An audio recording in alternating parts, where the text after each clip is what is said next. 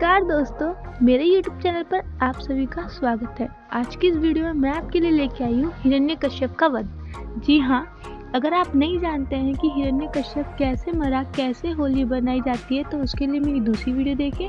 और इस वीडियो में अभी सिर्फ मैं आपको बताऊंगी कि हिरण्यकश्यप का वध किसने किया, क्यों किया और कैसे किया, और हिरण्यकश्यप को जो ब्रह्मा जी का वरदान मिला था वो क्या था, ये सभी मैं आपको बताऊंगी। और प्रहलाद पे किए गए ये अत्याचार वे क्या क्या थे, ये सभी मैं आपको आज इस वीडियो में बताऊंगी। तो आइए शुरू करते हैं। हिरण्यकश्यप सतयुग में जन्मा एक दैत्य राजा था जो कि बहुत ही पराक्रमी तथा शक्तिशाली था। उसका जन्म महर्षि कश्यप के कुल में हुआ था। साथ ही उसको भगवान ब्रह्मा से विचित्र वरदान मिला था। भगवान ब्रह्मा से मिले इसी वरदान के कारण स्वयं नारायण को मृत्यु लोक में उनका अवतार लेकर उसका वध करना पड़ा था। हिरण्यकश्यप के कुल में ही उसका पुत्र प्रहलाद विष्णु भक्त था, जो उसकी मृत्यु के पश्चात उसका उत्तराधारी बना था। आज हम हिरण्यकश्यप की कथा के बारे में जानेंगे, तो शुरू करते हैं। हिरण्यकश्यप का जन्म। हिरण्यकश्यप तथा उसके भाई हिरण्यक्ष के माता पिता का नाम महर्षि कश्यप तथा दिति था। महर्षि कश्यप की कई पत्नियां थी, जिसमें से एक दिति थी। उसी के गर्भ से दैत्यों का जन्म हुआ था। दरअसल एक दिन दिति की किसी कारणवश कामातुर हो उठी थी और उसने गलत तिथि में महर्षि कश्यप को संभोग के लिए कहा था। महर्षि कश्यप के मना करने के बाद भी जब दिति नहीं मानी तो दोनों के बीच संभोग हो गया। इसके परिणाम स्वरूप दो दैत्यों हिरण्यकश्यप तथा हिरण्याक्ष का जन्म हुआ। हिरण्यकश्यप को भगवान ब्रह्मा का वरदान। लगभग 100 वर्षों तक कठिन तपस्या करने के बाद पश्चात हिरण्यकश्यप को भगवान ब्रह्मा ने दर्शन दिए। उसने वरदान मांगा कि उसकी मृत्यु भगवान ब्रह्मा के बनाए हुए किसी भी प्राणी से ना हो, फिर चाहे वह मनुष्य हो या पशु।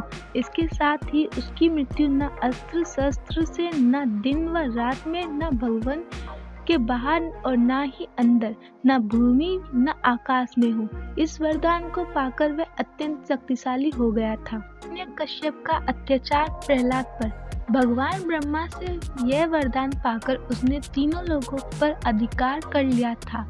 इंद्र का भी आसन छीन लिया। जगह जगह उसने अधर्म के कार्य किए तथा ऋषि मुनियों की हत्याएं करवा दी।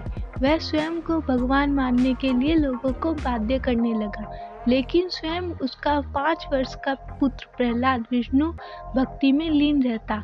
शुरू में तो उसने अपने छोटे से पुत्र को धमकियां दी, लेकिन जब वह नहीं माना तब उसने उसकी हत्या के लिए कई षड्यंत्र रचे। हिरण्यकश्यप के द्वारा प्रहलाद को सांपों से भरे कक्ष में रखना, हाथियों के पैरों के सामने फेंकना, पर्वत से गिराना, अग्नि में जलाना इत्यादि सम्मिलित हैं, किंतु हर बार प्रहलाद की भगवान विष्णु के द्वारा रक्षा कर ली जाती थी। अब आता है हिरण्यकश्यप का वध। भगवान विष्णु बैकुंठ में बैठे अपने भक्त प्रहलाद पर ये सब अत्याचार होते हुए देख रहे थे तथा धीरे धीरे उनके क्रोध का घड़ा बढ़ता जा रहा था। एक दिन हिरण्यकश्यप प्रहलाद से विष्णु के होने का प्रमाण मांग रहा था। तब प्रहलाद ने कहा कि वह तो कण कण में है। इस पर हिरण्यकश्यप ने अपने भवन के एक स्तंभ की ओर इशारा करते हुए कहा कि क्या वह इसमें भी है। तब प्रहलाद ने इस पर हाँ में उत्तर दिया। यह सुनकर हिरण्यकश्यप ने क्रोध में वह स्तंभ तोड़ डाला। जैसे ही वह स्तंभ टूटा, उसने से भगवान विष्णु का अत्यंत क्रोधित रूप नरसिंह अवतार में प्रकट हुआ, जिसका आधा शरीर सिंह का था, बाकी का आधा शरीर मनुष्य का था। उस नरसिंह अवतार ने हिरण्यकश्यप को उसके भवन की चौखट पर ले जाकर संध्या के समय अपने गोद में रखकर नाखूनों की सहायता से उसका वध कर दिया। इस प्रकार भगवान विष्णु ने उसको मिले वरदान की काट ढूंढकर हिरण्यकश्यप का अंत किया तथा उसका उत्तराधिकारी भक्त प्रहलाद को बनाया। दोस्तों, ये आपको शायद ही पता होगा, हिरण्यकश्यप का अगला जन्म, क्योंकि जय विजय को 3 बार राक्षस कुल में जन्म लेना था, जिनका वध भगवान विष्णु के अवतार के हाथों ही होना था। हिरण्यकश्यप व हिरण्याक्ष तो उनका पहला जन्म था, इसलिए अपने दूसरे जन्म में दोनों फिर से राक्षस कुल में जन्मे।